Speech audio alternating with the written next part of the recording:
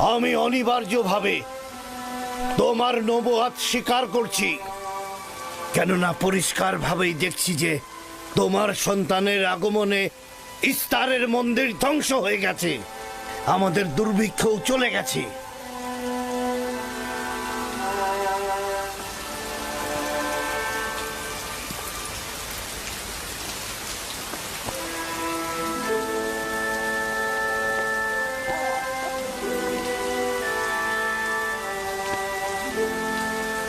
ইউসুফের কদম মোবারক। কিন্তু যিনি ওই ইস্তার মন্দির ধ্বংস করেছেন এবং ফাদ্দানে বৃষ্টি বর্ষণ করেছেন, তিনি আমার খোদা। তিনি এক এবং অদ্বিতীয়।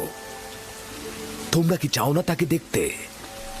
আমি এবং আমার স্ত্রী আপনার খোদাকে দেখেছি। আজকে ফাদ্দানের জনগণতা দেখল, যেমনি